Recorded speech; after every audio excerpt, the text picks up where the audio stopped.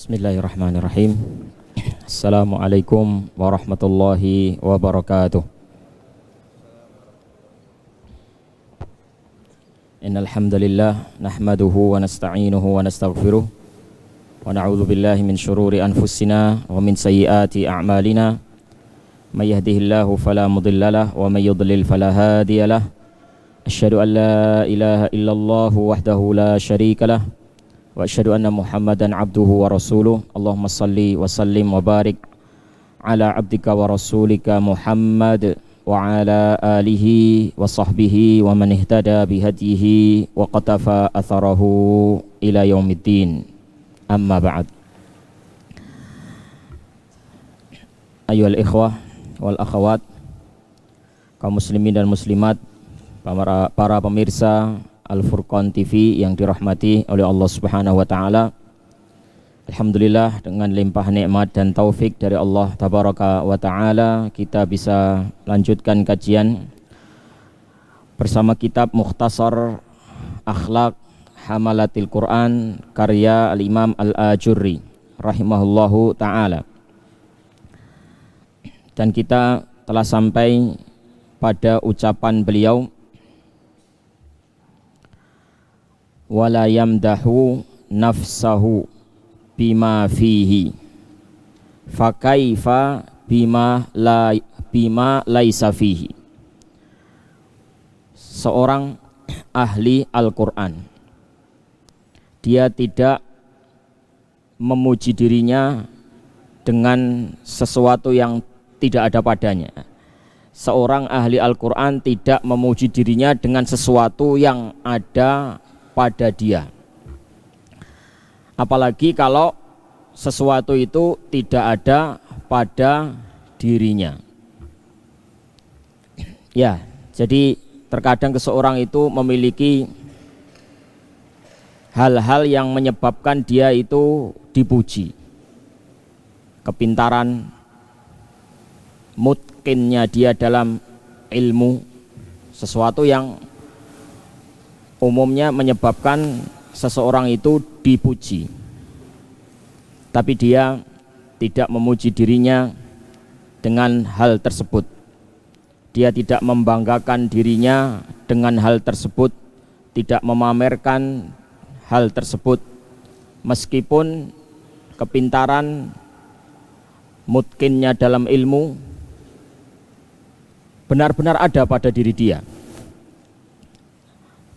Nah, itu saja dia tidak memuji dirinya, dia tidak membanggakan dirinya, dia tidak menyombongkan itu. Padahal itu benar-benar ada, dia benar-benar pintar, dia benar-benar mengamalkan ilmunya, dia benar-benar mutkin ilmunya.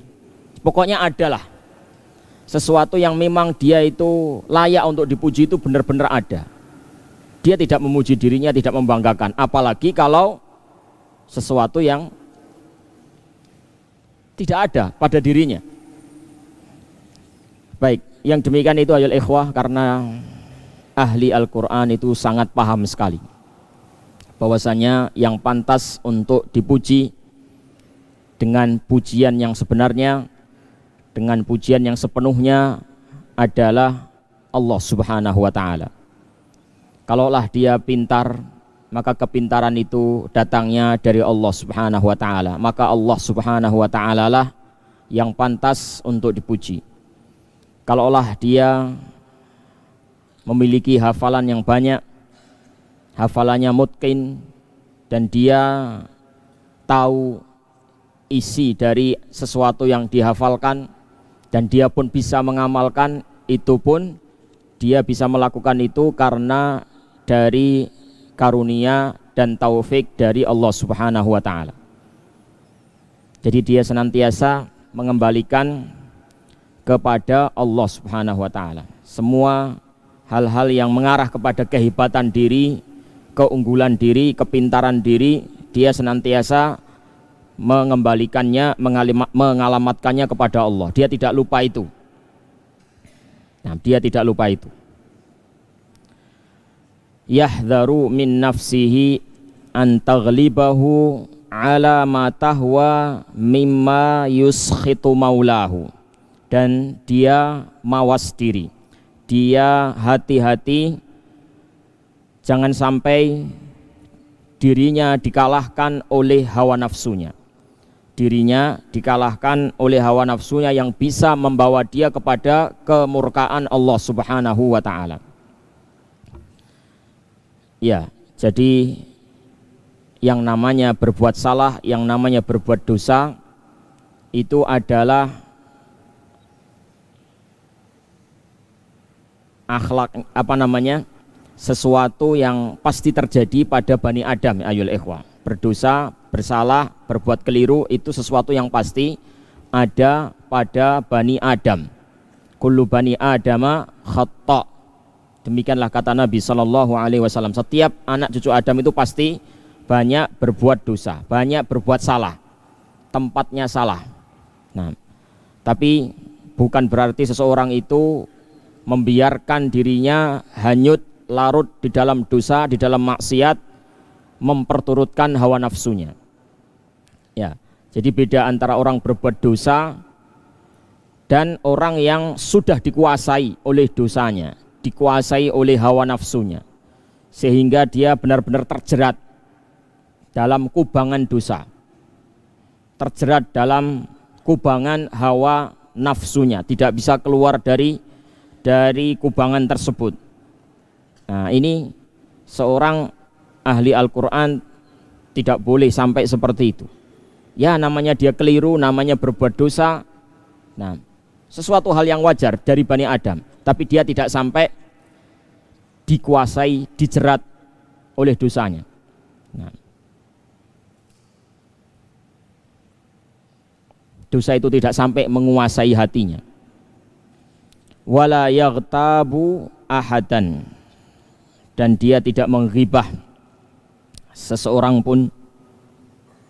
Wala yahqiru ahadan, dan juga tidak merendahkan seorang pun. Wala yasubbu ahadan, dan juga tidak mencela seorang pun. Iya, karena terkadang orang yang kita cela, yang kita rendahkan, bisa jadi kita tidak tahu dia memiliki sesuatu yang menyebabkan dia itu menjadi baik, lebih baik daripada kita, ya kan? Mungkin kita taunya dia jelek, tapi sebenarnya dia punya sisi-sisi kebaikan yang tidak kita ketahui, yang sisi-sisi kebaikan itu lebih banyak, membuat dirinya itu lebih baik daripada kita. Kan malu kita merendahkan dia, kita menghina dia, ternyata dia adalah lebih baik daripada kita.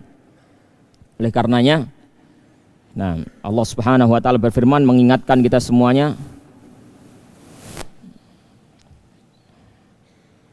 la yaskhar qaumum min qaumin asa ayyakunu khairam minhum wala nisa'um min nisa'in asa ayyakunna khairan minhun.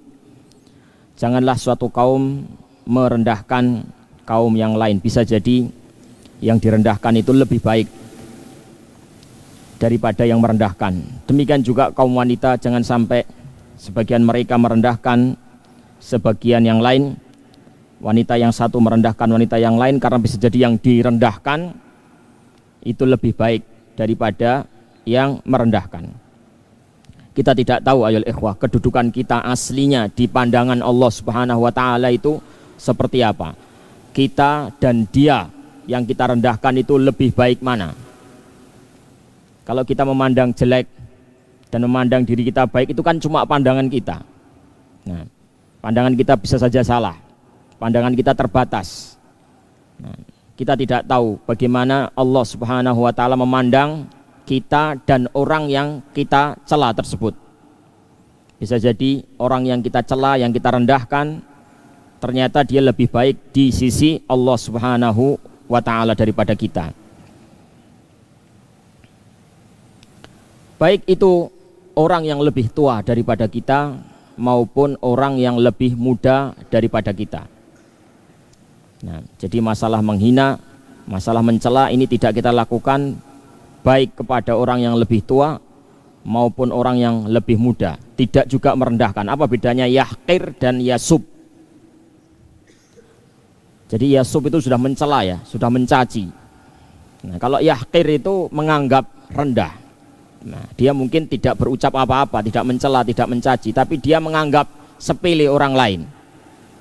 Itu saja sudah tidak boleh ya, menganggap sepele orang lain, meremehkan orang lain. Walaupun dia tidak sampai mencela, tidak sampai mencaci. Nah, baik kepada orang yang muda atau orang yang tua. Ketika dia melihat orang yang lebih tua daripada dia selalu ingat, dia lebih tua dari saya. Berarti dia lebih duluan beramal soleh daripada saya. Ketika saya belum beramal soleh, dia sudah duluan beramal soleh.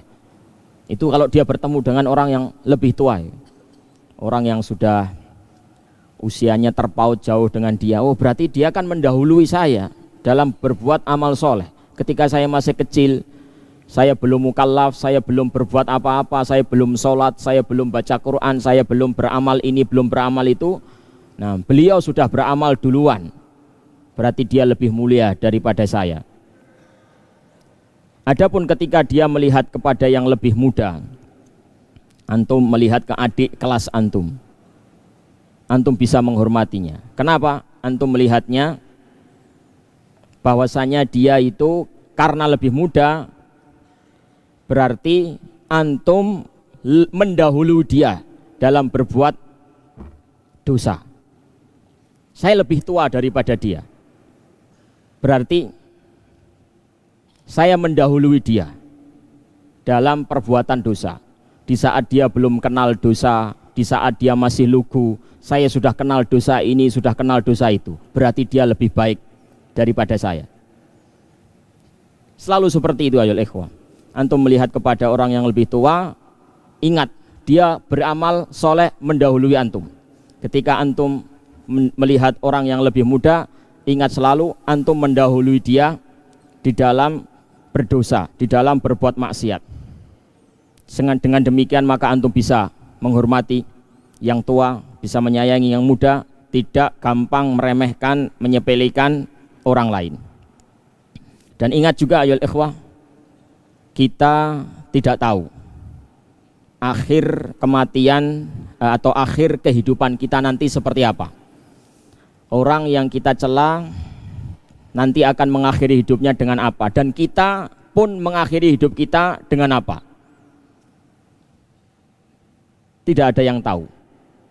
Innamal a'malu bil khawatim.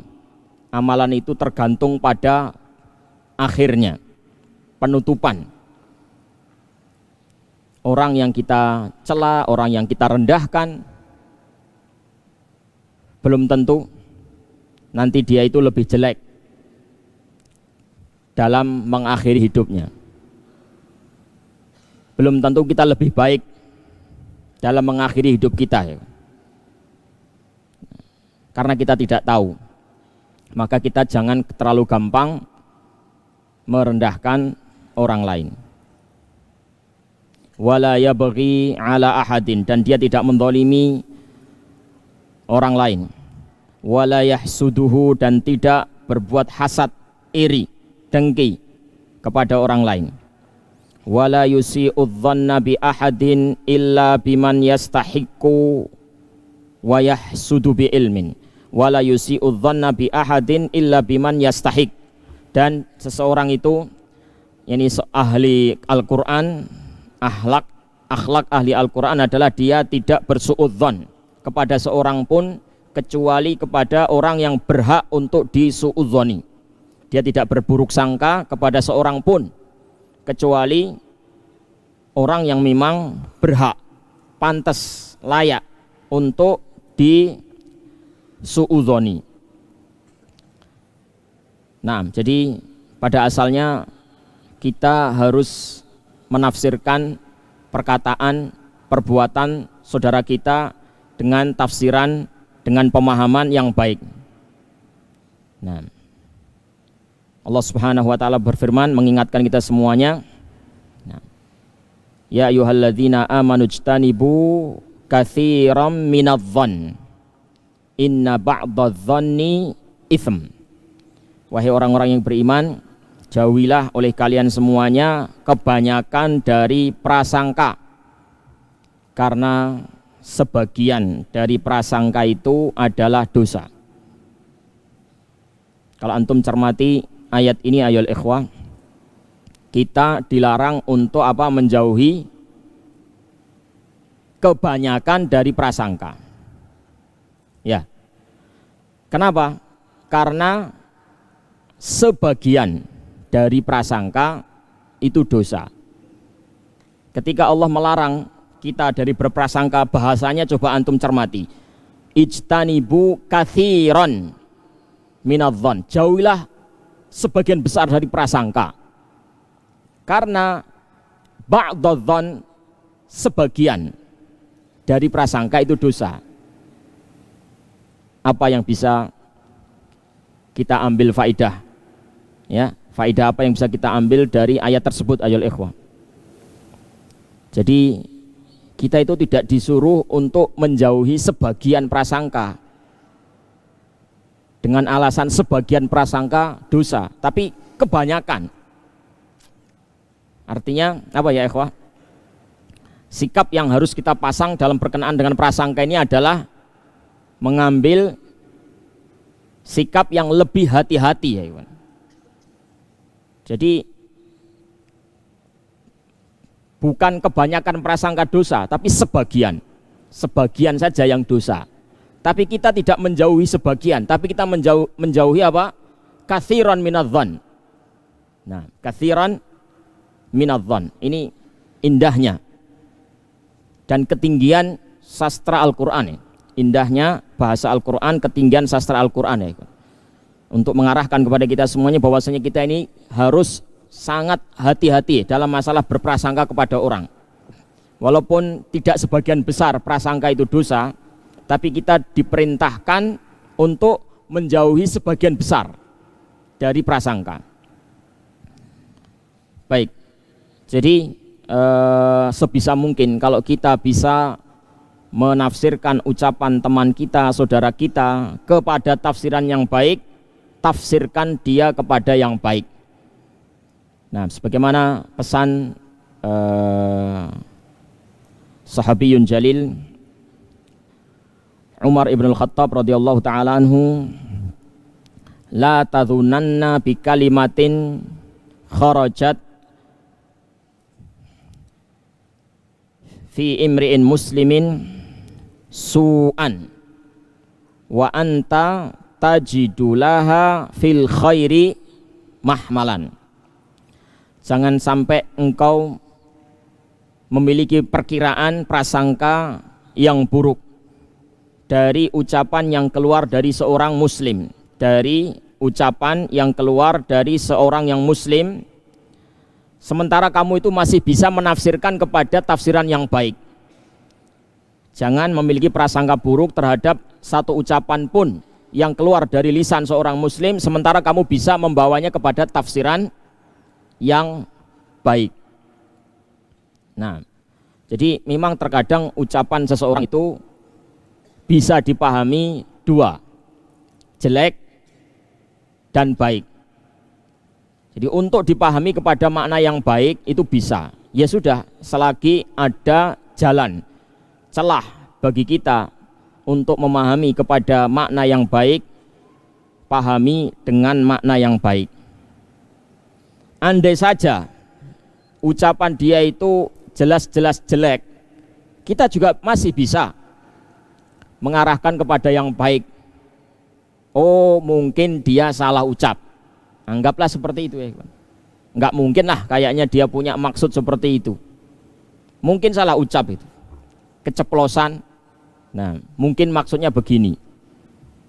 Nah, itu adalah upaya ya, untuk membawa ucapan saudara kita kepada makna yang baik sebisa kita. Nah, maka selagi kita bisa bawa kepada makna yang baik, kepada tafsiran yang baik. Nah, kalau sudah jelas korinah, indikasi bahwasanya dia menginginkan keburukan, nah, ada dalil yang kuat, indikasi, tanda-tanda yang kuat bahwasanya memang yang diinginkan dia adalah keburukan, Nah, maka dia termasuk yang disebutkan dalam ucapan muallif illa biman yastahiq wala yusi'udzanna bi ahadin illa biman yastahiq. Dia tidak berprasangka buruk kepada seseorang kecuali memang orang-orang yang berhak untuk disuudzoni. Jadi dia itu sudah nyata-nyata ya ikhwah mengeluarkan kata-kata jelek dan dia memaksudkan itu, dan dia ada indikasi korinah kuat bahwasanya dia tidak salah ucap. Nah, karena ada ya orang yang berucap itu dengan sangat yakin dan memastikan bahwasanya yang dia ucapkan itu penuh dengan kesadaran. Nah, misal ada orang berkata, nah, saya ulangi lagi ya ucapan saya tekankan lagi. Siapa yang berbuat begini berarti begini. Sekali lagi saya tekankan.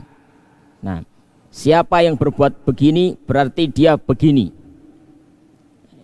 Nah, dia nggak salah ucap ya ikhwan. Nah, dia sudah menekankan, sudah mengulangi. Nah, penuh kesadaran ya ikhwan. Ingat ya, garis bawahi ucapan saya ini, saya tekankan sekali lagi. Kira-kira salah ucap apa enggak orang seperti itu? Nah, beda sama orang ngomong cepat begitu ya.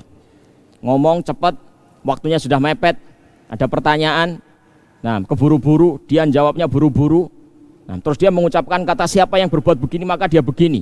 Itu bisa saja kita tafsirkan, oh mungkin Ustadz itu salah ngomong. Waktunya masalahnya sudah mepet, kayaknya jawabnya buru-buru sekali. Mudah-mudahan itu cuma salah ngomong saja. Ya, kita berusaha untuk menafsirkan seperti itu ya kawan. Kalau ada kata-kata yang jelek dari saudara kita, baik teman kita maupun ustadz kita punya alasan, punya cara untuk membawanya kepada makna yang baik. Nah, bawa kepada makna baik. Nah, boleh yakni kita bersuudzon jika orang itu memang sudah tidak ada lagi ya kawan. Tidak ada indikasi bahwasanya dia salah ucap, tidak ada indikasi bahwasanya dia mengucapkan itu tidak sadar. Dia benar-benar sadar, dia benar-benar mengulangi, menekankan, menggarisbawahi ucapannya itu. Nah, ya sudah, kalau sudah seperti itu, nah maka memang dia orang yang berhak untuk disuudzoni. Yahsudu bi ilmin wa yadhunnu bi ilmin wa yatakallamu bima fil insani min aibin bi ilmin wa yaskutu an haqiqati ma fihi bi ilmin. Dia iri dengan ilmu. Irinya dia itu dengan ilmu. Sebenarnya iri dengan ilmu itu tidak ada. Orang yang iri, orang yang dengki berarti iri dan dengkinya itu tidak dibangun di atas ilmu. Nah, cuma di sini disebutkan yahsudu bi ilmin, dia iri dengan ilmu. Maksudnya adalah ghibthah.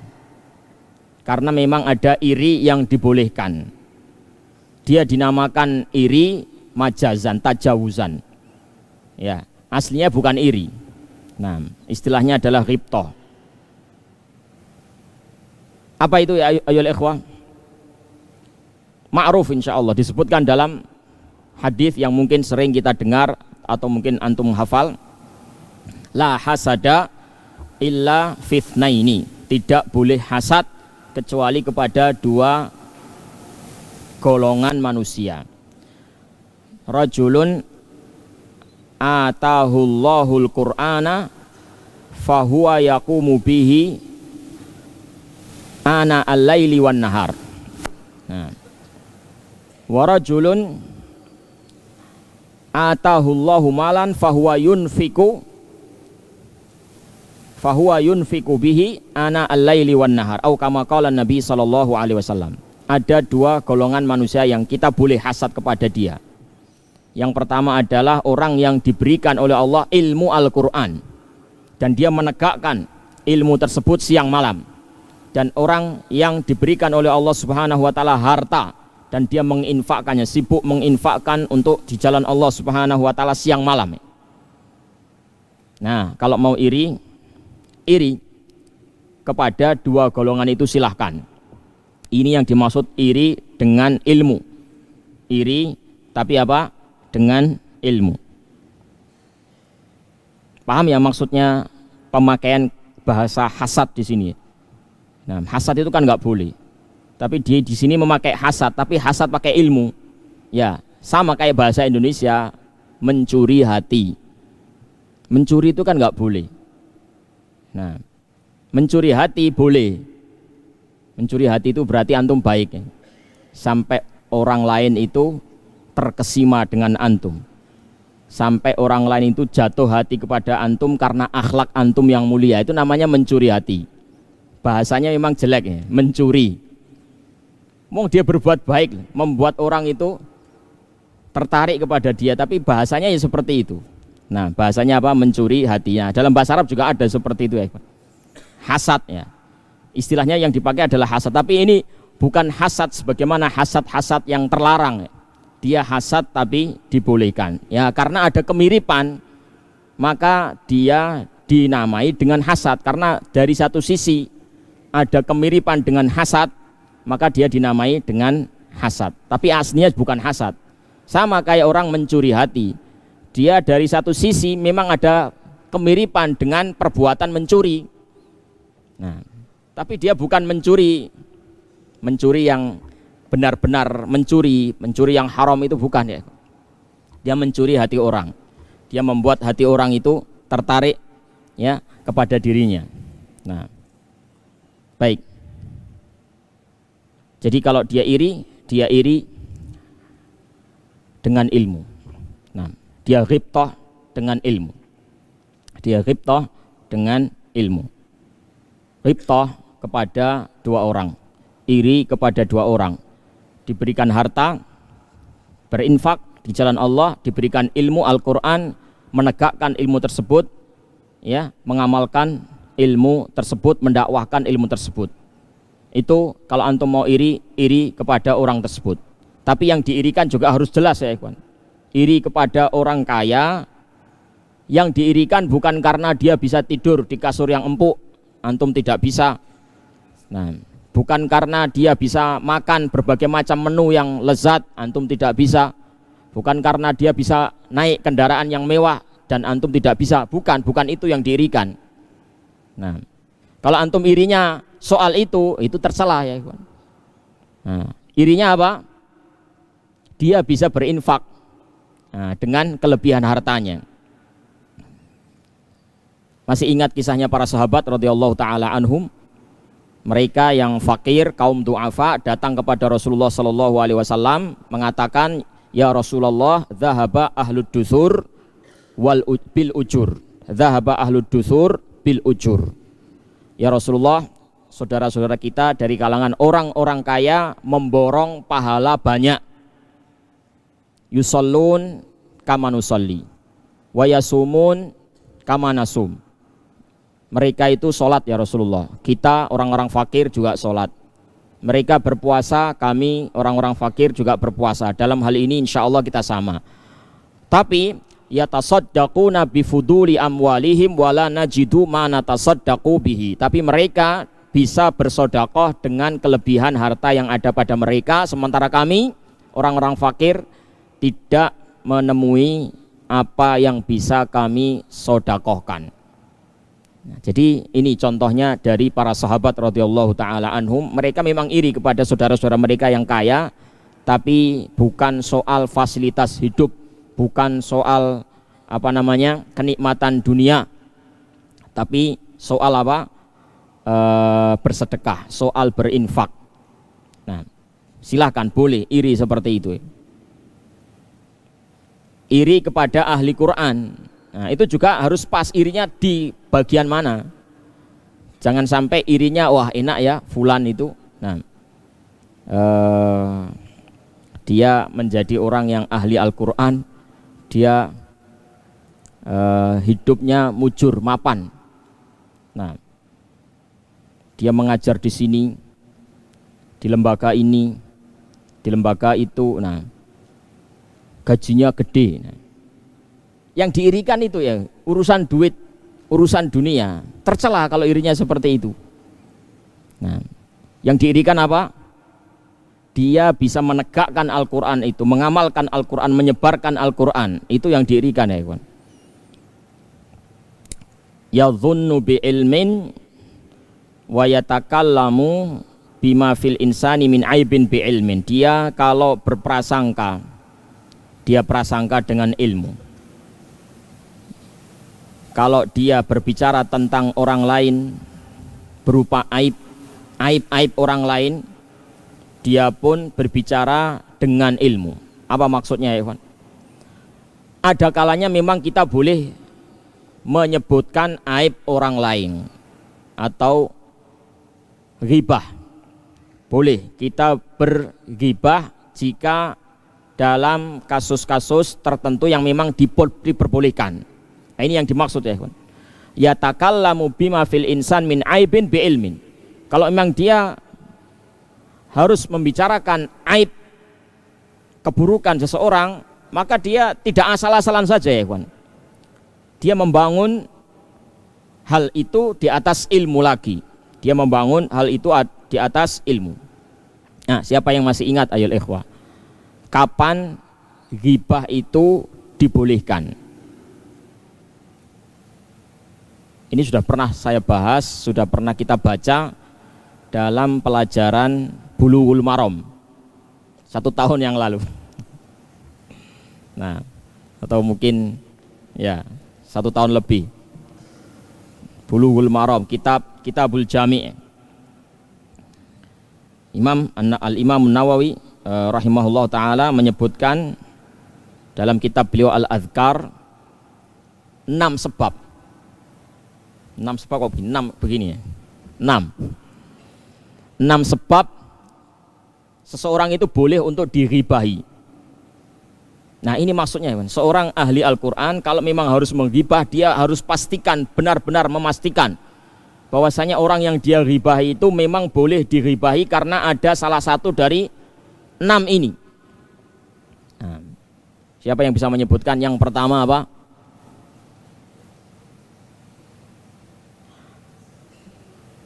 La yuhibbullahul jahra bis-su'i illa man zulim. Ya. Jadi tidak boleh al-jahra bis-su', menampakkan kejelekan orang lain kecuali bagi orang yang dizolimi. Dia dizolimi ya ikhwan.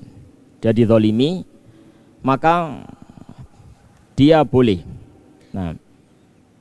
berbicara tentang aib atau tentang keburukan orang yang mendolimi dia. Fayajuzu lil madlum an yatadhallam ila sultan wal qadi wa ghairihima mimman lahul wilayah aw lahu qudratun ala insafihi min dhalimihi. Fayadkur anna fulanan dhalamani wa fa'ala bikadza wa akhadha li kadza wa nahwi dzalik.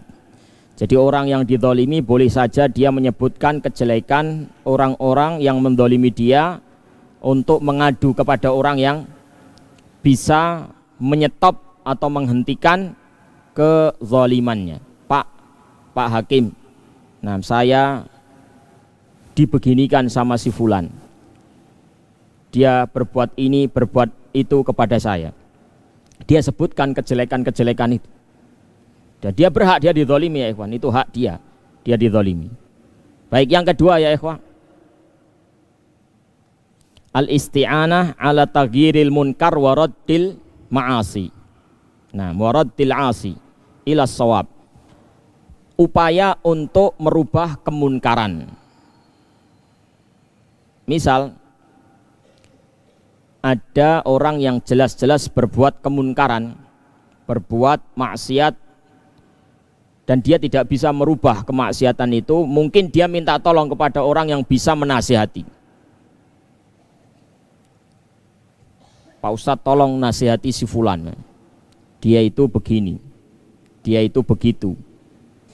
Saya kalau menasihati dia nggak digubris. Mungkin kalau Anda yang menasihati beda lagi. Nah, tolonglah Pak Ustadz, kasihan dia kalau terus-terusan terjerat dalam kebiasaan buruk dia bermaksiat seperti itu. Nah, maka seperti ini diperbolehkan ayolah ikhwah. Yang ketiga ayolah ikhwah, al-istifta, meminta fatwa. Meminta fatwa. Kadang ketika kita meminta fatwa, bertanya kepada seorang mufti, bertanya kepada seorang alim tentang suatu permasalahan, kita menceritakan permasalahan kita. Dan terkadang permasalahan itu tidak bisa dipahami dengan jelas kecuali harus menceritakan aib orang. Begini loh ceritanya Ustadz, jadi si fulan itu berbuat seperti ini. Nah, saya harusnya sikap saya kepada dia seperti apa?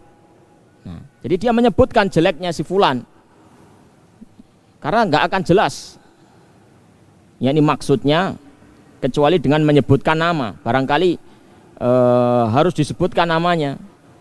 Itu loh orang itu. Nah, atau adik saya. Tentunya seperlunya ya, Ikhwan. Kalau dia bisa tidak menyebut nama dan langsung bisa dipahami tanpa bercerita secara detail, ya tentunya itu lebih diutamakan.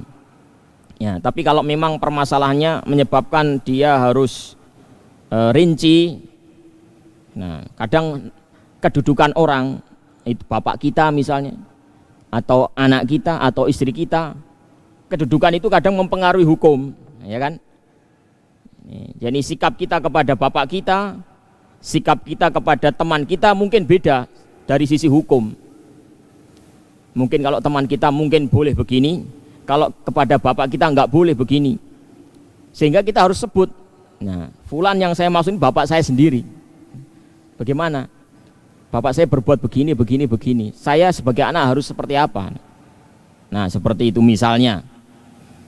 Jadi itu namanya istifta, meminta fatwa.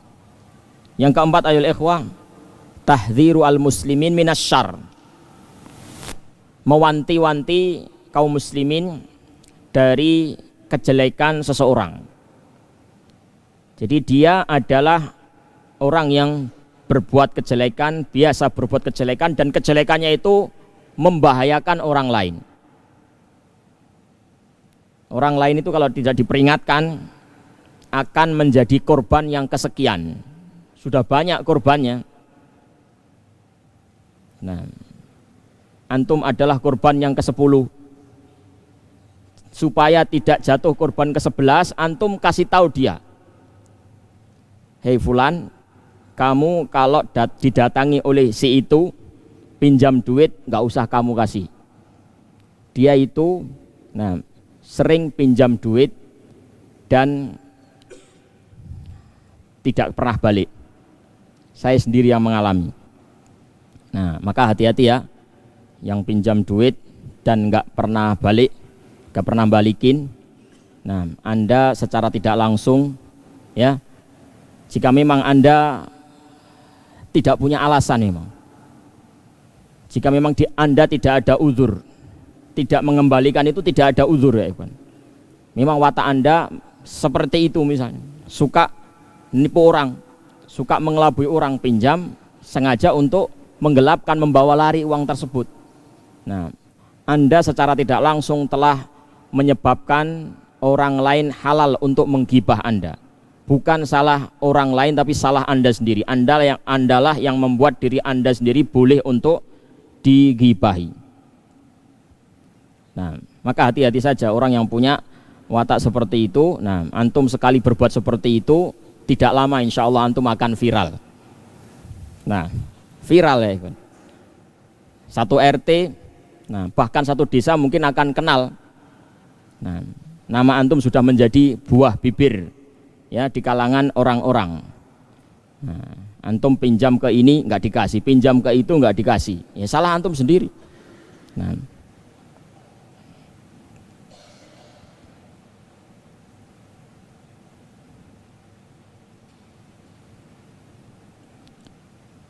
yang kelima ya ikhwah, an yakuna mujahiran bi fiskihi au bid'atihi, orang yang menjaharkan, orang yang terang-terangan melakukan kemaksiatan. Dia nggak sungkan-sungkan lagi bermaksiat. Nah, dia nggak sungkan-sungkan bermaksiat. Waktunya orang puasa, terang-terangan dia ngerokok, terang-terangan dia makan di lapangan, di pinggir jalan. Nah, nggak ada malu sama sekali. Terang-terangan seperti itu. Nah, maka orang seperti ini boleh dighibahi, boleh dinampakkan, wong dia sendiri sudah menampakkan. Nah, dia menampakkan maksiatnya. Kemudian yang terakhir, yang keenam adalah sekedar untuk ta'rif, sekedar untuk memperkenalkan atau untuk membuat orang itu mudah dikenal. At-ta'rif ini sebagaimana kebiasaan, yakni sebagian para ulama yang memang mereka itu menjelaskan biografi seseorang yang tidak bisa dijelaskan kecuali dengan ciri-ciri fisiknya yang kurang. Nah, seperti al-a'mash, al-a'raj. Nah, itu kan ciri. Nah, aib, rabun, pincang. Nah, ya, dengan itu dia bisa dikenal ya ikhwan. Misalnya ada orang namanya Ahmad, 10 namanya Ahmad semua. Nah, ketika disebut Ahmad, orang nggak paham Ahmad yang mana. Ahmad itu banyak. Nah, Ahmad yang pendek itu loh. Tahu nggak Ahmad yang pendek? Di Mahat ini ada 10 Ahmad. Nah, yang paling pendek itu yang saya maksud. Nah, ini menyebut aib seseorang, tapi memang dia nggak bisa dikenali kecuali dengan itu ya. Nah, Ahmad yang mana sih? Ahmad yang rambutnya keriting itu. Nah, seperti itu misalnya. Baik. Ini dia membicarakan aib orang tapi dengan ilmu ya kan. Ahli Quran kalau memang dia dalam kondisi tertentu harus membicarakan aib orang lain, maka dia pun dengan ilmu, tidak asal-asalan saja ya kan. Ingat 6 itu ayo ikhwah, sebelum antum membicarakan aib orang, teliti orang itu terlebih dahulu. Adakah salah satu atau salah 2 dan seterusnya dari 6? Adakah dia memiliki salah satu dari 6 sifat yang disebutkan tadi? Kalau tidak ada, jangan membicarakan kejelekannya, karena itu yang dinamakan dengan ghibah yang diharamkan. Kalau ada salah satu dari 6 itu silakan, nggak apa-apa ya. Wa yaskutu an haqiqati ma fihi bi ilmin, dan dia diam, artinya tidak menghibah. Itu pun juga dengan ilmu. Dia ketika menghibah ada perlunya, ada ilmunya. Ketika dia tidak menghibah, dia diam. Nah, dia juga pakai ilmu. Qad ja'alal Qur'ana was sunnata wal fiqha dalilahu ila kulli khuluqin hasanin jamilin. Dia telah menjadikan Al-Qur'an, as-sunnah, fikih, dalil bagi dia untuk menuju ke semua akhlak-akhlak yang baik, akhlak-akhlak yang indah. Jadi semua gerak-geriknya, semua sepak terjangnya, semua tindak tanduknya, diatur oleh dalil, diatur oleh Quran, diatur oleh as-sunnah. Dia sangat hati-hati di dalam melangkah. Dia tidak akan melangkahkan kakinya, meletakkan kakinya di suatu tempat kecuali dia sudah memastikan bahwasanya itu adalah bermanfaat bagi dia, dibolehkan oleh dalil-dalil yang telah dia pelajari, bermanfaat baik menurut dalil-dalil yang dia pelajari. Jadi tidak asal melangkah saja ahli Al-Quran itu. Hafidhan li jami'i jawarihihi amma nuhiya anhu. Dia menjaga semua anggota tubuhnya dari perkara-perkara yang dilarang. In masya bi ilmin, kalau dia berjalan dengan ilmu. Wa in qa'ada bi'ilmin. Kalau dia duduk dengan ilmu. Jalan pakai ilmu dan jalan nggak pakai ilmu gimana emangnya? Jalan pakai ilmu? Iya, walaupun jalan pakai ilmu ya ikhwan. Wa ibadur rahmanil ladzina yamshuna 'alal ardi hauna. Nah, itu ilmunya ya ikhwan, enggak asal jalan saja. Wala tamshi fil ardi maraha. Jangan berjalan dengan penuh kecongkakan di muka bumi.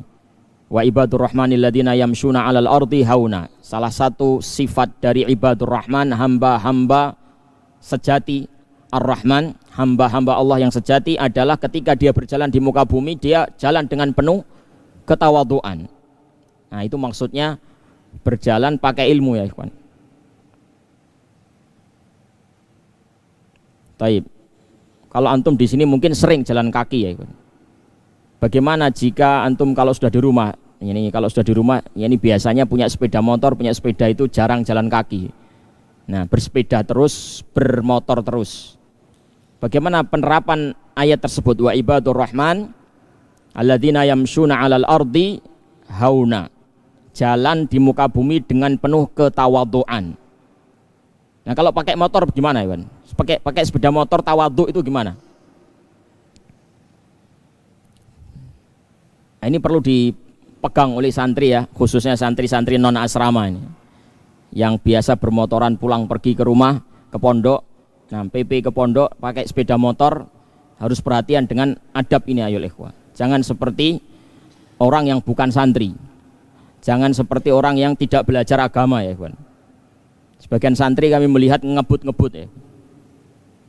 Nah, insya Allah ya ikhwan, penerapan ayat tersebut kalau dalam sepeda motor itu penerapannya seperti itu, tidak ngebut. Artinya tidak menangan gitu ya. Ada sebagian orang itu kalau sudah pakai jalan itu nggak tahu aturan ya ikhwan. Di kampung ada orang tua ya, ada jalan kecil, di gang kecil, kalau dia pakai sepeda motor, mungkin ada anak kecil yang berlalu lalang, ada balita yang main di pinggir jalan. Nah, dia asal saja.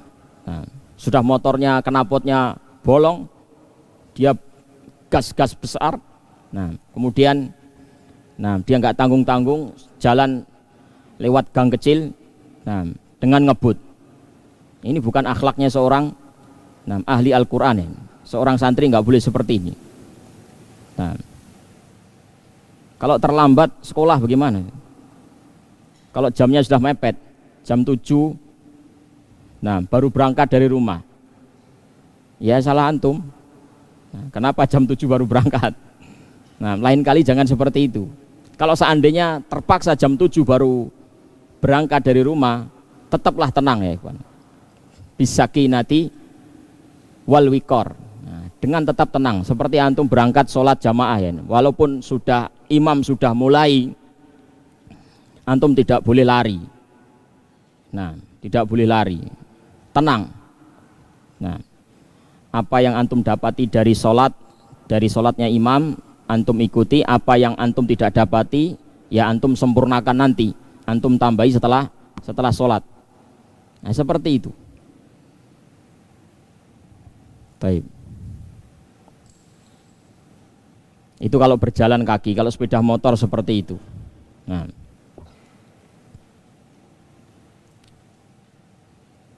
wa in qa'ada bi ilmin. Kalau dia duduk ya, dia juga duduk dengan ilmu. Nah, bagaimana duduk dengan ilmu? Contohnya, la yuqimur rajulu ar-rajula min majlisihi tsumma yajlisu fihi. Contohnya begitu. Nah, tidaklah seseorang itu membangunkan orang lain dari tempat duduknya, kemudian dia duduk di situ. Nah, sudah ada orang yang duduk di suatu tempat, dia usir. Nah, kemudian dia menduduki tempat situ. Nah, itu contoh duduk dengan ilmu.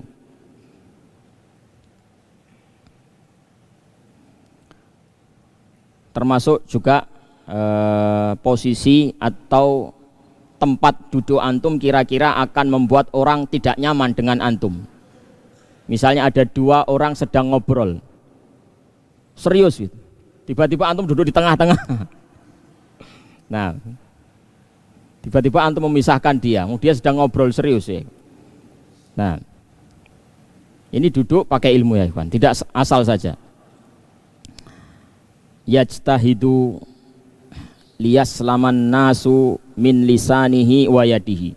Yajtahidu liyaslaman nasu min lisanihi wa yadihi, dan dia berijtihad, dia bersungguh-sungguh berupaya supaya orang lain itu tidak terganggu dengan ucapannya ataupun perbuatannya. Jangan sampai lisannya itu menyakiti orang lain dan perbuatannya merugikan orang lain. Dia berusaha sebisa mungkin. Sebagaimana pesan Rasulullah Shallallahu Alaihi Wasallam dalam sebuah hadis yang sahih, al muslimu man salimal muslimuna min yadihi wa lisanihi, min lisanihi wa yadihi. Seorang muslim itu adalah orang yang muslim lainnya selamat dari gangguan lisan dan tangannya. Jadi dia ekstra hati-hati sekali dalam berucap ya. Dalam berucap, dalam berbuat. Wala yajhal wa in juhila alaihi haluma, dan dia tidak bersikap jahil. Nah, dia tidak bersikap jahil. Seandainya dia disikapi jahil oleh seseorang, dia bisa membalasnya dengan lembut. Apa maksudnya sikap jahil? Orang yang tidak mengetahui hak-hak kita ya kan. Kita punya hak sebagai muslim, kita punya hak sebagai tetangga misalnya, kita punya hak sebagai kerabat, saudara kandung, rahim. Nah, tapi dia menyikapi kita bukan seperti menyikapi seorang muslim. Dia menyikapi kita tidak seperti menyikapi saudara sendiri. Dia menyikapi kita tidak seperti tetangga. Nah, itulah perbuatan jahil ya. Nah, kalau kita dijahili orang, ini ada orang yang tidak memperhatikan hak-hak kita. Nah, kita bisa membalasnya dengan perbuatan lembut, dengan perbuatan baik ya. Sebagaimana yang pernah disebutkan oleh salah seorang sahabatnya bertanya kepada Rasulullah Sallallahu Alaihi Wasallam, nah, tentang dia berbuat baik kepada kerabatnya. Ya Rasulullah, innali qarabatun uhsinu ilaihim wa yusi'una ilayya. Wahai Rasulullah, saya memiliki kerabat, saya berbuat baik kepadanya, tapi dia berbuat jelek kepadaku. Nah, asiluhum wa yaqta'unani. Saya berusaha menyambung hubungan kekerabatan, saya bersilaturahim kepada dia, tapi mereka senantiasa memutusku. Nah, bagaimana ini ya Rasulullah? Maka Rasulullah Shallallahu Alaihi Wasallam menjawab, nah, fa in kunta kadzalika, yani faka'annaka tusiffuhumul mal. Jika memang seperti itu yang kamu ucapkan, jika memang seperti itu kenyataannya, berarti kamu seperti menuangkan ya debu panas kepadanya, menaburkan debu panas kepadanya. Wala yazalu laka minallahi dhahirun madum ta'ala dzalik, dan engkau senantiasa mendapatkan pahala, mendapatkan keutamaan dengan perbuatanmu itu selama kamu berbuat seperti itu. Jadi tidak usah khawatir ya ikhwan. Misalnya antum berbuat baik kepada orang, menunaikan hak-haknya, kewajiban-kewajiban antum kepada dia antum tunaikan dengan baik, tapi dia nggak mau tahu, dia malah membalas dengan kejelekan ya ikhwan. Antum tidak rugi sedikit pun, dia yang rugi. Antum berbuat baik kepada orang, tapi orang itu berbuat jelek kepada antum, tidak rugi. Nah, antum tetap mendapatkan pahala. Makanya orang yang berbuat baik dan dasar perbuatannya itu imtithal awamirillah, itu akan berbeda dengan orang yang berbuat baik tapi dasarnya bukan imtithal awamirillah. Orang yang berbuat baik dan yang menjadi dasar dia berbuat baik itu adalah dalam rangka menunaikan perintah Allah, itu lebih awet daripada orang yang berbuat baik bukan karena menunaikan perintah Allah. Nah, silaturahim misalnya, silaturahim bisa jadi orang itu melakukan silaturahim karena memang dalam rangka mengamalkan perintah Allah, perintah Rasulullah. Nah, ada lagi orang yang terdorong oleh tradisi, ya ikhwan. Ya, memang tradisi di suatu masyarakat harus rukun sama sedulur, rukun sama saudara. Dia menjalankan silaturahim dalam rangka itu saja. Dia tidak sadar akan perintah dari Allah, perintah dari Rasulullah untuk bersilaturahim. Dia nggak sadar itu, ya. Nah ini beda, ya kawan. Sama-sama silaturahimnya berbeda. Nah, yang satu awet, ya kawan. Dia bersilaturahim. Nah, tapi dia mendapati rintangan-rintangan yang luar biasa. Dia berbuat baik kepada kerabatnya, tapi kerabatnya berbuat jelek kepada dia. Nah, dia perhatian sama kerabatnya, tapi kerabatnya selalu cuek kepada dia. Nggak ada masalah bagi dia, karena menurut dia, dia tetap dapat pahala, dia tetap beruntung. Dan memang dia tidak memiliki tujuan untuk mendapatkan balasan baik dari orang. Dia berbuat baik itu tujuannya bukan mencari balasan baik dari orang, tujuannya adalah untuk mencari balasan dari Allah Subhanahu wa Ta'ala. Jadi dia disakiti sama orang, ya tetap jalan terus, ya ikhwan, nggak ada masalah, pahala tetap ada. Itu yang dia cari, ya ikhwan. Nah, tapi kalau orang berbuat baik, bersilaturahim karena semata-mata, ya umumnya manusia memang begitu. Nah, maka dia tidak awet, ya ikhwan. Ketika dia bersilaturahim, dia berbuat baik, terus dia mendapatkan balasan yang jelek, dia akan malas. Malas. Kenapa saya perhatian sama dia, wong dia nggak tahu diri. Nah, kenapa saya berbuat baik kepada dia, wong dia nggak tahu diri pada saya. Nah, percuma saya baik sama dia. Nah, percuma saya keluarkan harta untuk dia, wong dia nggak tahu terima kasih. Sudah berhenti sampai situ, ya ikhwan. Perbuatan baik itu berhenti sampai situ saja. Nah, beda jadi, ya ikhwan. Itulah pentingnya imtithal, ya ikhwan. Imtithal awamirillah. Yani kita melaksanakan suatu kebaikan itu pasang niat. Saya melakukan ini bukan karena apa-apa, tapi semata-mata karena Allah perintahkan saya begini. Dan saya yakin Allah pasti akan memberikan pahala kepada saya kalau saya menunaikannya dengan ikhlas, dengan sebaik-baiknya. Walaupun orang tidak menghargai, saya yakin Allah pasti akan memberikan pahala kepada saya. Itu adalah modal yang sangat besar untuk orang itu tetap bisa istiqomah di atas perbuatan baik. Wala yadhlimu wa in dzulima afa, dia tidak menzalimi, tapi jika dia dizalimi dia memaafkan. Dia tidak menzalimi, jika dia dizalimi dia memaafkan. Wala yabghi ala ahadin, nah, dia tidak berbuat mengganggu, membahayakan orang lain. Wa in bughi alaihi sabar, tapi kalau dia diganggu, nah kalau dia dizalimi, mirip ya, zalim sama baghi.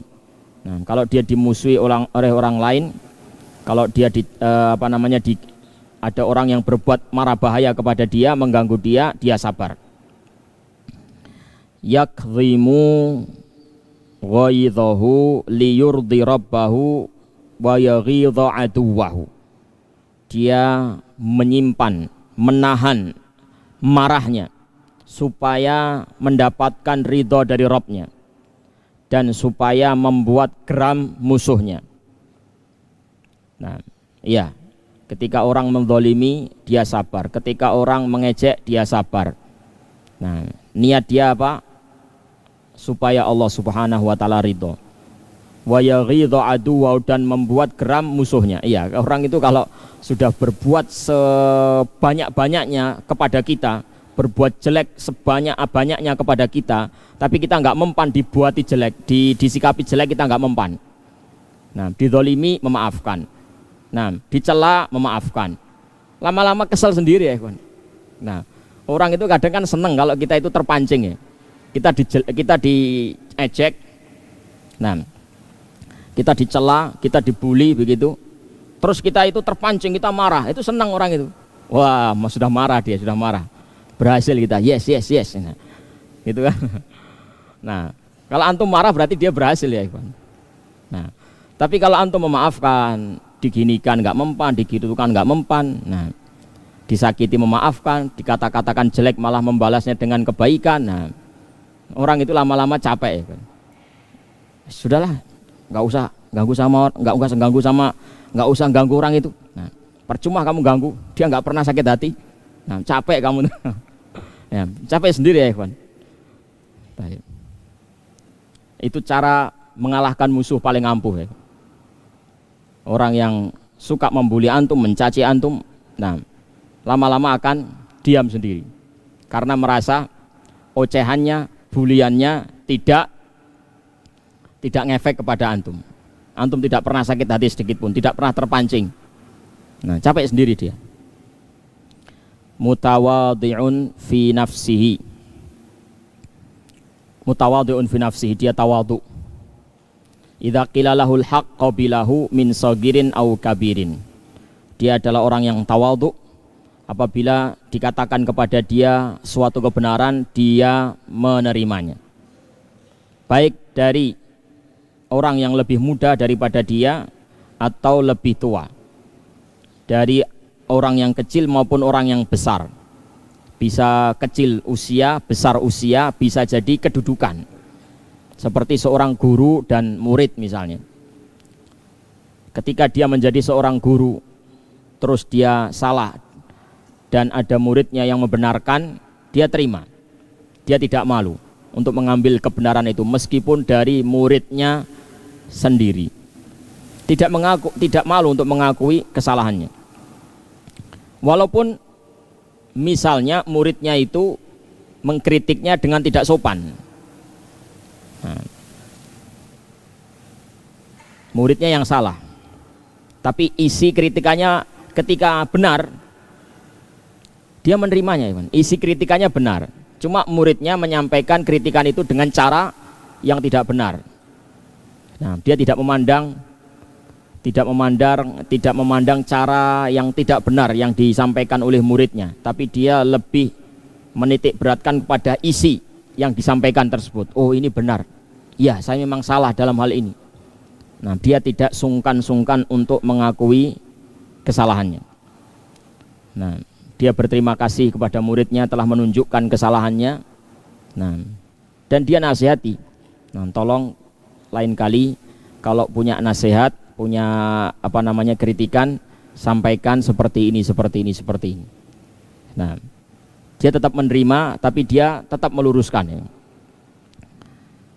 Jadi kesalahan cara orang-orang yang menyampaikan kritikan kepada dia tidak menjadi penghalang bagi dia untuk menerima kebenaran. Yatlubur rif'ata minallahi la minal makhluqin. Dia meminta ketinggian derajat dari Allah Subhanahu wa ta'ala, bukan dari makhluk. Ya, karena ketinggian dari Allah, al-izzah dari Allah. Nah, fa innal izzata lillahi jami'an. Kalau antum menginginkan izzah, menginginkan ketinggian, menginginkan rif'ah, kedudukan yang mulia, antum tidak memintanya dari manusia. Nah, tapi antum memintanya dari Allah Subhanahu wa ta'ala. Karena dialah yang memiliki semua ketinggian, semua kemuliaan. maqitun lil kibri khaifan ala nafsihi. Dia membenci sifat kibr, sifat sombong. Khaifan ala nafsihi minhu, dan dia takut kalau dirinya melakukan sikap sombong tersebut.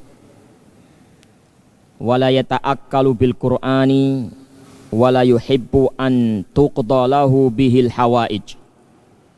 Dia tidak cari makan dengan Al-Qur'an tersebut, dan dia tidak suka, ya, wala yuhibbu an tuqdalahu bihil hawaij, dan dia tidak suka belajar Al-Qur'an supaya urusannya ditunaikan, urusannya dimudahkan. Paham maksudnya ini ya kan? Wala yata'akkalu bil Qur'an, dia tidak cari makan dengan Al-Qur'an tersebut. Nah, walaupun bisa jadi dia mengajarkan Al-Qur'an dan dia mendapatkan gaji. Ini sebenarnya nggak masalah ya kan? Orang mengajarkan Al-Qur'an, mengajarkan ilmu agama, kemudian dia dibayar, dia digaji, karena itu tidak masalah. Nah, masalahnya di mana? Masalahnya itu ada pada niat. Makanya para ulama memperinci, membedakan antara orang yang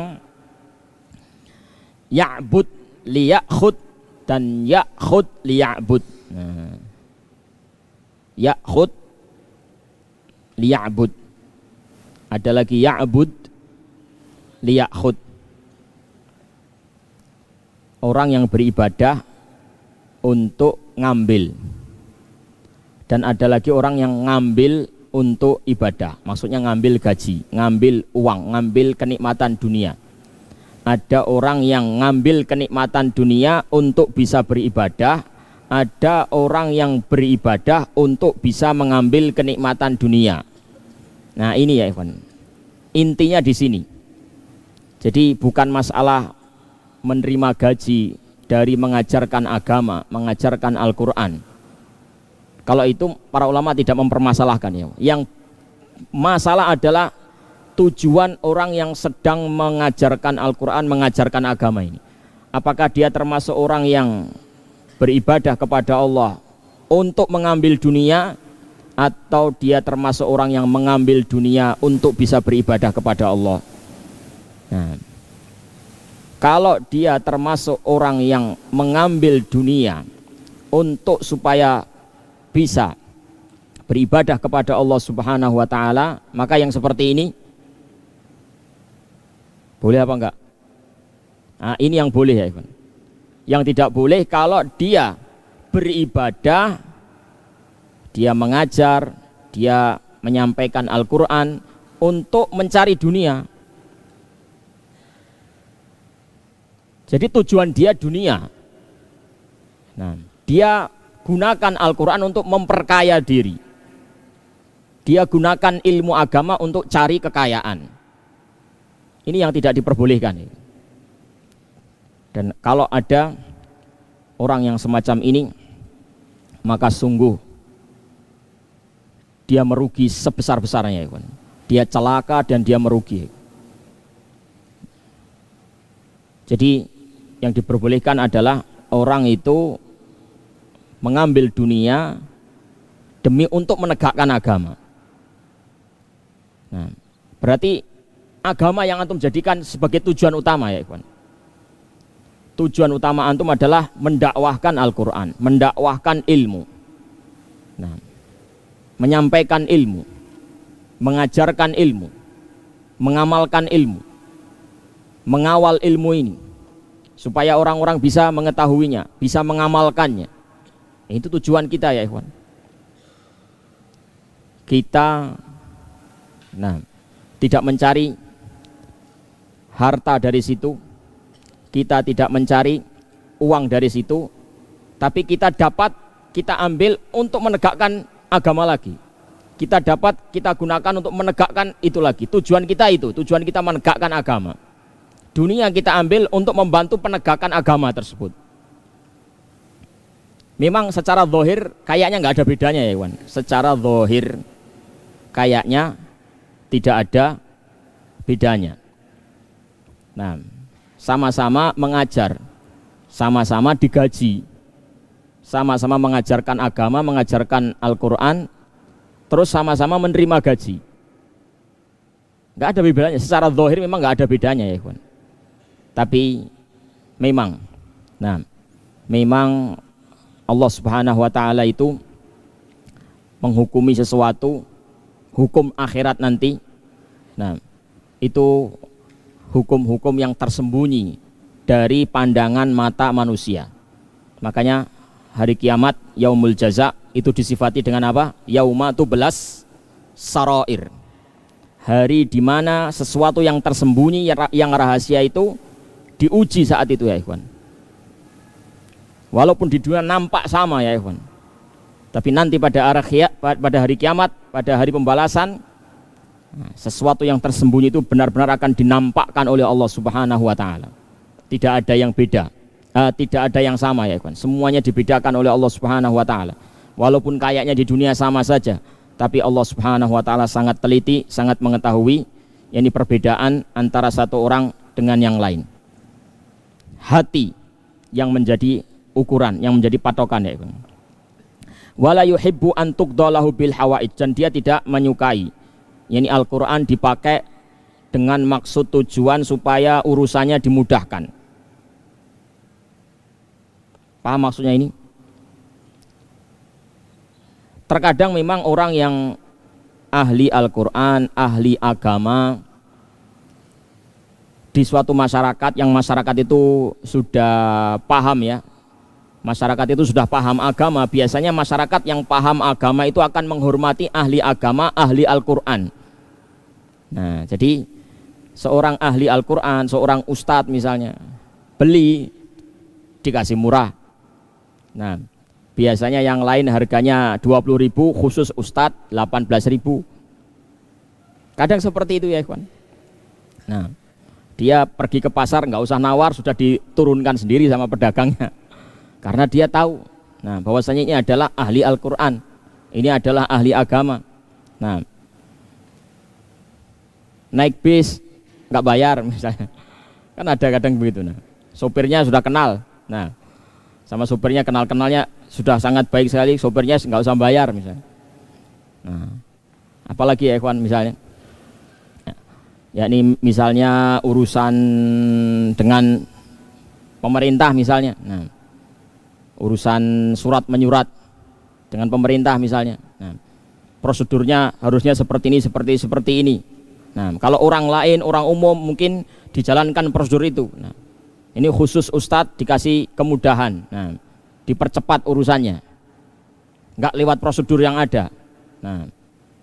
Itu contoh ayul ikhwah ya, urusannya dimudahkan oleh orang lain gara-gara dia adalah ahli Al-Quran. Dia tidak suka itu ya ayul ikhwah. Dia tidak suka belajar Al-Quran untuk mendapatkan itu. Walaupun bisa jadi dia dapat itu, tapi dia tidak mencarinya, dia tidak mengharapkan itu.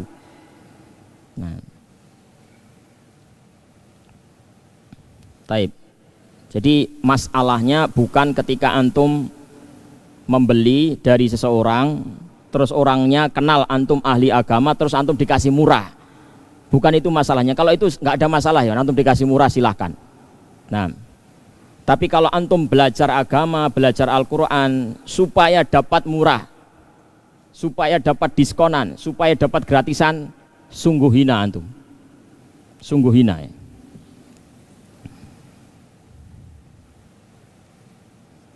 Wala yas'abihi ila abna'il muluk. Dia tidak membawa Al-Quran itu kepada putra-putra mahkota. Wala yujalisu al-aghniya liyukrimu, dan dia tidak datang kepada putra-putra mahkota, tidak duduk bersama orang-orang kaya supaya dia dimuliakan. Ini maksudnya ayol ikhwah, dia sukanya itu duduk dengan orang-orang yang tinggi di masyarakat, orang yang terpandang di masyarakat, orang-orang kaya, pejabat-pejabat, putra-putra mahkota, anak-anaknya pejabat, supaya dia dapat kemuliaan. Tujuannya seperti itu. Dia kalau diundang kajian, ya, di rumahnya orang kaya, di rumahnya pejabat, di rumahnya artis datang. Nah, tapi kalau dia diundang di masjid-masjid kecil, di musola-musola kampung, nah, dia ogah-ogahan. Kalau ada 2 undangan, nah, satunya undangan di rumahnya pejabat, satunya di rumah orang-orang miskin misalnya, di musola kampung. Nah, waktunya bersamaan, ngundangnya duluan yang musola kampung, dia tetap kedepankan yang rumahnya pejabat. Nah, karena dia mencari apa? Mencari dunia. Mencari dunia. Nah, tidak seperti itu ya ikhwah. Bukan berarti tidak boleh berdakwah kepada orang kaya, berdakwah kepada pejabat, berdakwah kepada orang-orang yang terpandang. Nah, tidak, bukan berarti tidak boleh ya kawan. Boleh saja, tapi antum harus punya izzah. Antum harus punya harga diri. Antum punya Al-Quran, antum punya ilmu. Antum datang ke sana untuk menyampaikan ilmu, bukan supaya antum malah diatur oleh mereka. Jangan sampai gara-gara dia punya harta, dia punya kedudukan, punya jabatan, dia bisa menyetir antum. Nah, ini sudah bahaya ya kalau seperti ini ya ikhwah. Ketika seorang ahli ilmu, ahli Al-Quran, dia punya ilmu, tapi dia disetir oleh orang-orang yang berduit, disetir oleh orang-orang yang berharta, disetir oleh orang-orang yang punya jabatan. Kamu ngomong ini, kamu jangan ngomong itu. Nah, jangan sampai seperti itu ya ikhwan. Antum punya ilmu, antum yang menyetir mereka. Ilmu antum yang membimbing mereka, bukan antum yang dibimbing oleh harta mereka.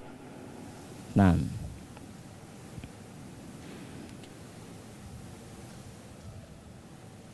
in kasiban nasu minad dunyal katsira bila fiqhin wala basiratin kasibahu wal qalila bi fiqhin wa ilmin. In labisan nasul layyinal fakhir labisa huwa minal halali ma yastur auratahu wa in wussi'a alaihi wassa' wa in umsika alaihi amsak yaqna'u bil qalili fayakfih wa yahdharu ala nafsihi minad dunya ma yutghih. Kalau manusia, kebanyakan manusia, umumnya manusia mencari dunia, mengumpulkan harta dunia banyak tanpa dibangun di atas fikih, tanpa dibangun di atas ilmu, maka dia tidak seperti itu. Dia mencari dari dunia sedikit nggak apa-apa, yang penting pakai ilmu. Paham maksudnya ini ayo ikhwah? Terkadang orang itu nggak mikir masalah halal haram, yang penting duit cepat ngumpul. Dia nggak peduli pakai riba, nah, nyuap, ya, nipu orang, korupsi, dia nggak mikir, pokoknya cepat ngumpul, cepat kaya. Nah, kalau ada orang yang berlomba-lomba seperti itu mengumpulkan harta sebanyak-banyaknya tanpa ilmu, maka dia yang penting pakai ilmu, yang penting pakai dalil, yang penting pakai fikih, walaupun dia nanti dapatnya sedikit. Nah,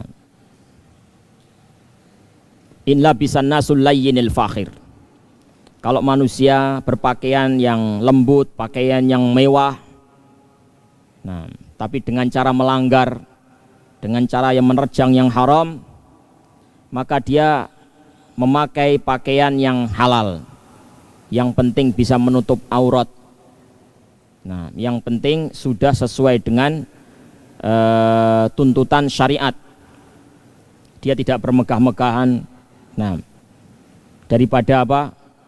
Punya pakaian bagus tapi dari hasil riba, daripada punya rumah bagus, perabot bagus, sepeda motor bagus, mahal tapi dari riba.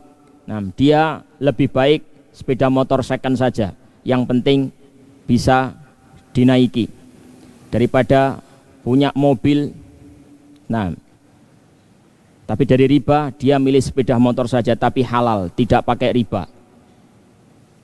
Nah, beda cuma sedikit ya ikhwan antara mobil dan sepeda motor. Mobil paling kepanasan, waktunya panas nggak kepanasan, waktunya hujan nggak kehujanan. Nah, dia terima saja dengan sepeda motor. Sepeda motor kalau panas nggak kehujanan, kalau hujan nggak kepanasan. Nah, beda sedikit kan. Nah, yang penting tidak riba. Wa in umsika alaihi wa in wusi alaihi wassa. Tapi kalau memang dia dilapangkan rizkinya, ya alhamdulillah nggak apa-apa. Nah, kalau memang dia alhamdulillah ditakdirkan rizkinya mudah, rizkinya gampang, tanpa riba dia bisa punya mobil. Nah, tanpa menipu dia punya rumah. Nah, alhamdulillah nggak apa-apa. Kalau in wusi alaihi wassa'a, kalau memang dia dilapangkan rizkinya, ya dia hidup dalam kondisi lapang.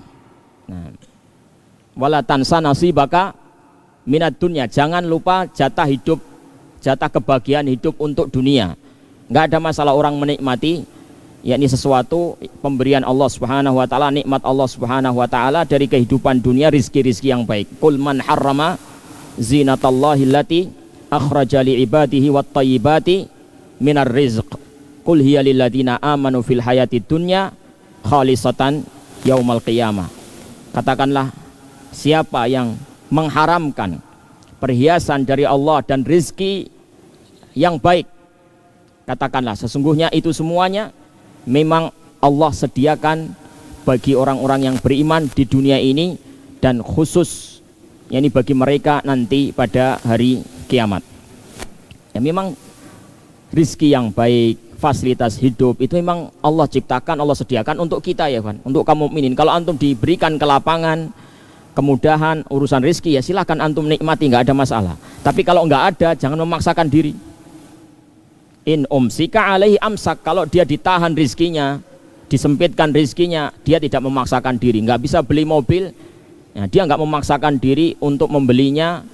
Nah, dengan menerjang perkara-perkara yang haram, ya sudah dia terima.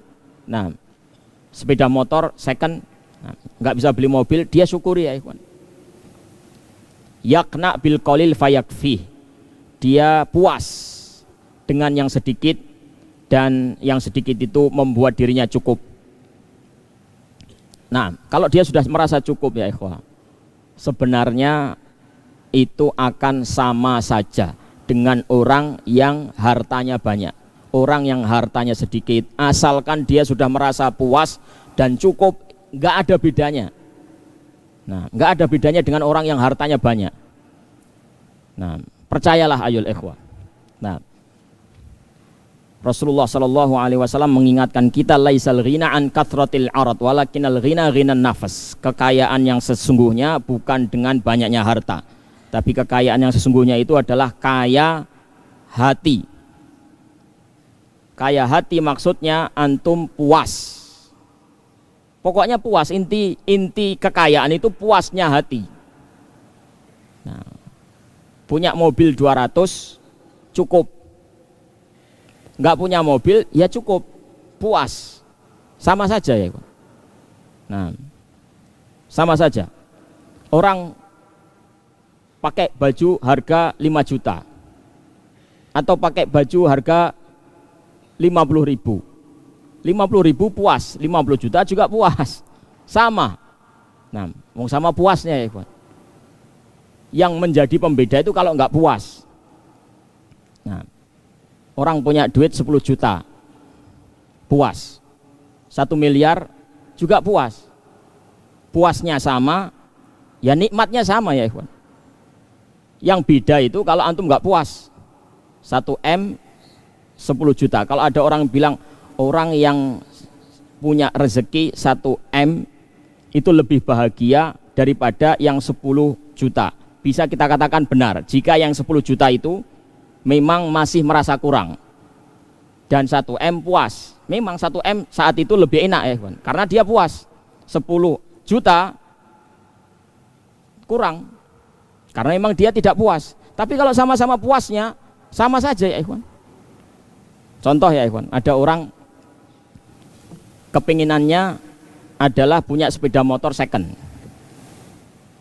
Harga 7 juta lah, katakan saja seperti itu. Dia cita-citanya itu, cita-citanya pengen punya sepeda motor walaupun second harga 7 juta gak apa-apa. Terus dia dapat rezeki 10 juta, terkabul ya ikhwan. Beli sepeda motor dapat 7 juta, masih ada sisa 3 juta. Sudah puas dia. Wong yang dia impikan itu cuma sepeda motor second, dan dia sudah dapat duit 10 juta, sisa 3 juta, kan sudah lebih dari puas. Yang 1M dia pengennya beli motor, beli mobil 700 jutaan, 700 juta.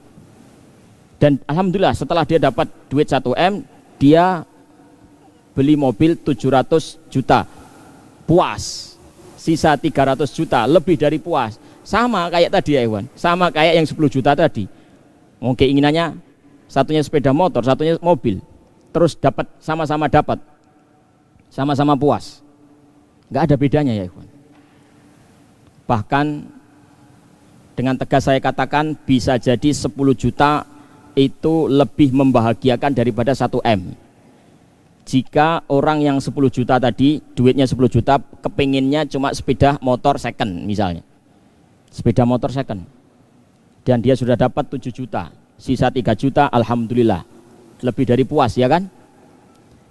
Yang 1M punya duit 1M kepinginnya beli mobil Lamborghini harga 18M, baru punya 1M, jadi dia belum bisa tidur. Punya duit 1M belum bisa tidur, masih kurang 17M. Gimana caranya duit 17M ini segera datang kepada saya? Nah, mikir itu terus ya kawan. Yang tadi dapat rezeki 10 juta sudah bisa tidur, sudah dapat motor. Nah, bahkan ada kembalian 3 juta. Dia sudah dapat 1M tapi belum bisa tidur. Kenapa? Pengennya mobil harga 18M, kurang 17M, belum didapat. Mikir terus ya kawan. Mana yang lebih bahagia ya kawan? Saya yakin 10 juta tadi bahagia, lebih bahagia ya kawan. Nah, warda bima qasamallahu lak takun agnan nas. Demikianlah ini pesan Rasulullah sallallahu alaihi wasallam. Ridolah dengan apa yang Allah bagikan kepadamu, kamu akan menjadi orang paling kaya. Kuncinya pokoknya puas ya ikhwan. Kaya yang sesungguhnya itu apabila hati kita sudah bisa puas dengan pemberian Allah. Imam Syafi'i berkata, idza ma kunta dza qalbin qanu'in fa anta wa malikud dunya sawa. Asalkan kamu punya hati yang qanaah, hati yang puas dengan pemberian Allah Subhanahu wa taala, dengan rizki yang ada, maka kamu dan penguasa dunia ini sama. Sama ya.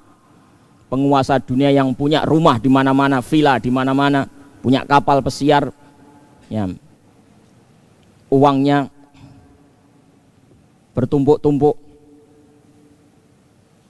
dan antum yang nggak punya itu semuanya, insya Allah sama. Karena antum puas, dia puas. Bisa jadi kepuasan antum lebih tinggi daripada kepuasan dia. Dia hartanya banyak, tapi puasnya mungkin 90%. Antum harta sedikit, tapi sudah puas 100%. Ya sudah, lebih bahagia antum. Itulah makna daripada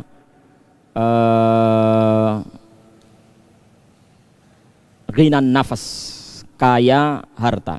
Dan ini bisa didapat ayol ikhwah dengan orang itu berpegang kepada Al-Quran. Al-Quranlah yang membuat seseorang itu bisa memiliki ghinan nafas, sebagaimana yang diungkapkan oleh muallif ini di awal-awal dulu. Nah, yastaghni bila mal, dia bisa menjadi kaya walaupun tanpa harta. Kaya hati maksudnya. Wa yahdhar ala nafsihi minad dunya ma yutghi. Justru kalau dia hartanya melimpah, dibentangkan uang, dibentangkan dunia, dia malah khawatir, berhati-hati jangan sampai dunia itu menjerumuskan dia, membuat dia melampaui batas. Iya, Rasulullah Shallallahu Alaihi Wasallam mengingatkan kita tentang masalah dua ujian, ujian kekurangan harta dan ujian harta berlimpah. Beliau berkata, wallahi mal faqra akhsha alaikum walakin akhsha an tubsata alaikumud dunya kama busitat ala man kana qablakum fatanafasuha kama tanafasuha fatuhlikakum kama ahlakathum. Sungguh demi Allah, bukan kefakiran yang lebih aku khawatirkan menimpa kalian, tapi yang justru lebih aku khawatirkan adalah dunia yang dibentangkan kepada kalian seluas-luasnya sebagaimana dunia dulu itu pernah dibentangkan kepada orang sebelum kalian. Kemudian kalian berlomba-lomba mengejarnya sebagaimana orang-orang sebelum kalian pun mengejarnya. Kemudian dunia itu membinasakan kalian sebagaimana dunia itu juga dulunya pernah membinasakan orang-orang sebelum kalian. Dia khawatir kalau dibentangkan harta, khawatir kalau terjerumus ke dalam fitnahnya, godaan dunia. Itulah sebagian dari akhlak ahli Al-Quran yang bisa kita baca pada kesempatan pagi hari ini. Mudah-mudahan kita bisa memahaminya dengan baik dan bisa mengamalkannya. Amin ya rabbal alamin. Kita lanjutkan insyaallah pada kesempatan yang akan datang biidnillahi ta'ala.